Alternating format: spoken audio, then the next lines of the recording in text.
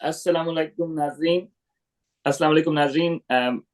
आज हम बात करेंगे मिकी आर्थर के ऊपर। और मिकी आर्थर ने जो है प्रेस कॉन्फ्रेंस में बताया है पाकिस्तान इंडिया के मैच के बाद कि यार स्टेडियम में जो है वो 11 पाकिस्तानी थे और 1,20,000 क्या कहते हैं इंडियन थे।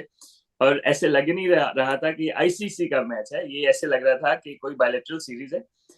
उन्होंने इस चीज को भी एम्फेसिस किया कि जो इवन डीजे गाने भी बजा रहे थे तो उसमें भी दिल दिल पाकिस्तान कोई सुनाई नहीं दिया। तो बेसिकली उनकी कंप्लेन करने का वो ये कह रहे थे कि हमें इससे इम्पैक्ट हुआ है कि it is an ICC event, तो एटलीस्ट जो डीजेस वगैरह थे वो भी कुछ पाकिस्तानी गाने छाने दरमियान में चलाते, थोड़ा बहुत चलाए हैं लेकिन उस तरह नहीं चलाए जिस तरह चलाने चाहिए थे। और तमाशाइयों को जाहिर है कि उन्होंने कहा कि हमारे तमाशाई भी नहीं थे, दैट्स अ नेगेटिव। तो ऑब्वियसली हार तो हम गए हैं और बड़े फेयर एंड स्क्वायर हारे हैं कि 19-20 भी नहीं हारे। ना हम टॉस को ब्लेम कर सकते हैं ना किसी चीज को। तो आपको लगता है कि ये एक्सक्यूज वैलिड है? Mickey Arthur who is a professional coach.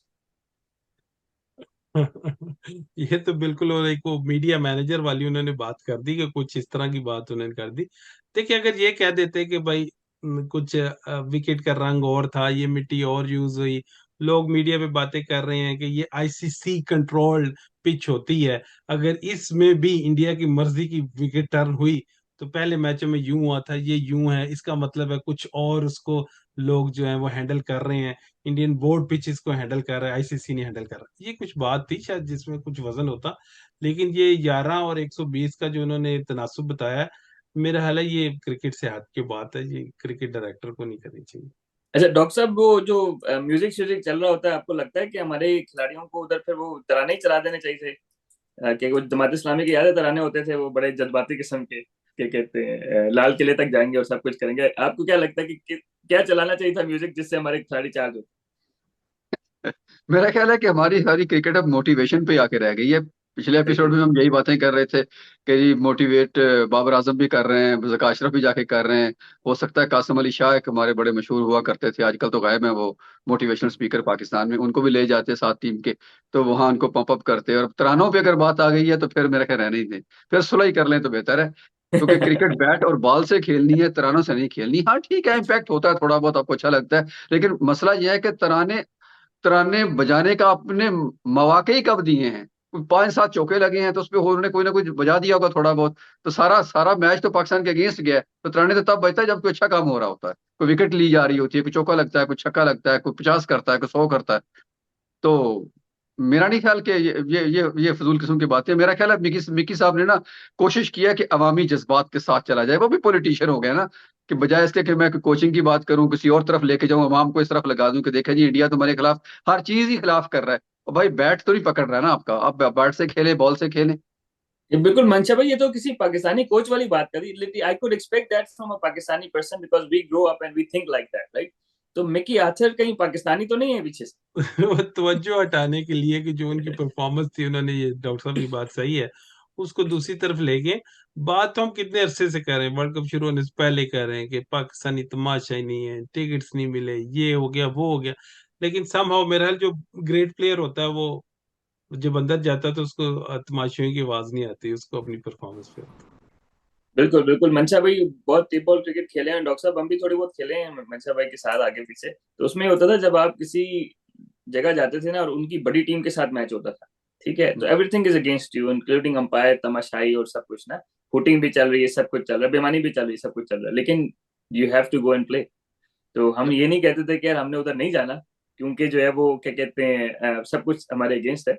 तो मंशा भाई, डू यू थिंक कि क्राउड अगर होता, चलें 10,000 पाकिस्तानी डाल दें उसमें, तो कोई इम्पैक्ट होता आउटकम में? है। मैं समझता हूँ कि ये जो इस लेवल की क्रिकेट है, इसमें स्किल भी है, सबके पास स्किल है। जिसके पास टेम्परामेंट है प्रेशर को हैंडल करने का, वो मैच जीतता है। हर 11 के 11 के पास है, दोनों टीमों के पास है जो प्रेशर को हैंडल करता है। द ग्रेट जावेद मियांदाद मुझे हमेशा याद आते हैं कि वो अपने अपने वो जो एक उनके अंदर एक स्ट्रीट फाइटर, तो खड़े हो जाना, स्किल पीछे रह जाती है कि कैसे खेलना है, वो आपने अपनी प्रेजेंस शो करनी है। इवन कि मेरा वो सेंड ऑफ भी आज उन्होंने दिया हल्का सा, हार्दिक पांड्या ने, इमाम को। इमाम को ने सेंड ऑफ दिया। You have to be like you are fighting on the, वो ग्राउंड में फाइट नजर आनी चाहिए थी। आप, रिजवान को मैंने देखा राहुल के साथ कीपिंग पे फील्ड करते हुए, चेंज थोड़ी होनी चाहिए इंटरेक्शन, जिससे आप पता लगे हम मुल्क के लिए खेल रहे हैं, it's not about fighting. It's the spirit of the game, आपको अपने अच्छा, आखिरी कंट्री के बात लिए डॉक्टर शो साहब, करना। आप बात कर रहे थे जिस तरह मोटिवेशनल स्पीकर की, हम एक छोटी रखेंगे इस एपिसोड को, तो वो पाकिस्तान ने 2017 में एक दफा स्पोर्ट्स साइकोलॉजिस्ट टीम के साथ लगाया था चैंपियंस ट्रॉफी में। तो एक इवेंट के लिए लगाया था, वो इंग्लैंड में स्पोर्ट्स साइकोलॉजिस्ट से, पुराने इस्लामाबाद के फर्स्ट क्लास रहता था, ठीक है।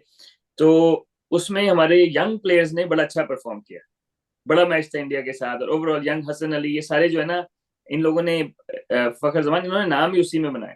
But we had a sports psychologist with the team on that tour, right? And those players actually did really good, young players especially, क्योंकि बड़ा बड़ा मैच था ना उनके लिए, तो बड़ी क्रिकेट थी। सिमिलरली आप समझते हैं कि वर्ल्ड कप जैसा बड़ा इवेंट था, तो हमें कोचेस हमने 600 रखे हुए हैं, क्रिकेट डायरेक्टर फलाना ये वो ऑन ऑन टूर, तो आप टेक्निकल चेंजेस ज्यादा कर नहीं सकते ना, टेक्निकल तो कर सकते हैं, लेकिन mental side of the game is how important is that. Like motivational speaker के बजाय हम कोई स्पोर्ट्स साइकोलॉजिस्ट अगर भेज दें टीम के साथ, do you think that would have help? Zaka Ashraf की जगह हम वही पैसे लगा के कोई अच्छा सा स्पोर्ट्स साइकोलॉजिस्ट भेज देते जो क्रिकेट को समझता हो। हो सकता है वो भी हो, हमें हमें उनकी डिग्री का एग्जैक्टली नहीं पता कि उन्होंने क्या किया हुआ है जका अशरफ साहब का। तो नहीं, वो लेकिन जरदारी साहब के क्लास फेलो थे, क्रेडिट कॉलेज पटारो। लेकिन दैट इससे इज इससे दैट ये इज अबव साबित नहीं एवरीथिंग। होता कि उनकी डिग्री कौन सी है। That is above everything. Class fellow होने के बाद डिग्री का हासिल करना एक बहुत मतलब एक मुख्तलिफ चीज जी है। एनीवेज, बिल्कुल तो बिल्कुल। आपने जो बात की, बिल्कुल सर, मैं तो इसका बहुत बड़ा हामी हूँ कि ये इवेंट के लिए नहीं होना चाहिए, ये वैसे ही परमानेंटली टीम के साथ होना चाहिए। बल्कि कोचिंग से भी ज्यादा जिस चीज की ज्यादा जरूरत है वो है मेंटोर। मेंटोर की हम बहुत ज्यादा बात करते हैं, मेंटोर ही वो, या वो साइकोलॉजिस्ट हो सकता है, जो भी कह लें आप। तो डॉक्टर साहब असल में पता क्या हुआ है, पहले इन्होंने मेंटोर का चक्कर चलाया ना, तो दोस्ती यारियां निकालने लग गए, ठीक है। तो क्योंकि मेंटोर इज और sports psychologist is a thing, people would never, he never has to show up in a press conference, right? तो ठीक। ऐसे जो रोल्स होते हैं ना, ये दोस्ती यारियों में लोगों को दे देते हैं। यानी कि मैंने मंशा भाई के साथ कोई फेवर करनी है, तो उनके भाई चाचा किसी को भी, चाचा के बेटे को किसी को भी लगा दिया। मैंने आपके साथ फेवर करनी है, जो रोल मेन स्ट्रीम नहीं होते ना, उसमें तो दोस्तियां यारियां ही चलाते हैं, ठीक है। डॉक्टर लगाना है, किसी को लगा दिया। तो अब sports psychologist is actually a competent, you need a competent person there, right? यहाँ पे ये नहीं है कि आपने किसी को भी पकड़ के लगा दिया ना।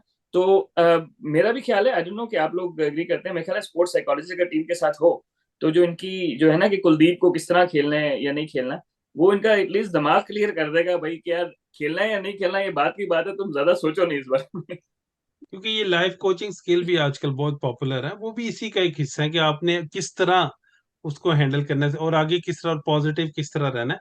क्योंकि ये वो वाली बात नहीं है कि वो जो जोगी आते हैं गले मलियों महलों में आते हैं और वो कहते हैं सारे कि जी ये पहनोगे तो यूं, पत्थर पहनोगे तो यूं हो जाएगा, तो आपकी अपनी हालत ऐसी क्यों है? तो वो कहते हैं हमारे पे बंदिश है। तो मेरा नहीं ख्याल कि कोई ऐसा कोच इनके साथ होना चाहिए जिसमें बंदिश हो। ये ना मंशा भाई, लोग हमें कहें कि यार आप लोग ऐसे एपिसोड्स करते रहते हैं, आपकी अपनी, आप कहेंगे हमारे ऊपर भी बंदिश है।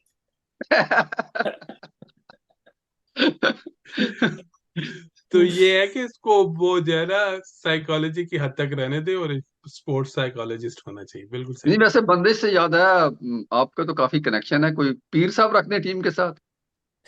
मेरा हाल है दुआओं में असर है, क्योंकि वो हार्दिक पांड्या भी आज कह रहे को फूक शूक मारे थे, वो बेचारा अपने आप को बकअप कर रहा था और उसके इतने वो मीम्स बन गए। सही सही सही, चले चले नाजरीन, ये हमने छोटी सी एपिसोड करनी थी क्योंकि प्रेस कॉन्फ्रेंस में उन्होंने बात की, तो हमने कहा कि अब उन्होंने बात की है तो फिर हमें बात करनी पड़ेगी इसके ऊपर, क्योंकि हमारे जो चाहने वाले हैं, देखने वाले हैं, हमारा प्रोग्राम जो रेगुलर लिसनर्स हैं, उनको इससे हम अपनी राय से आगाह करें और इसके ऊपर थोड़ी सी रोशनी डालें। तो इंशाल्लाह हम एपिसोड बनाते रहेंगे। अपना ख्याल रखिएगा। अस्सलाम वालेकुम।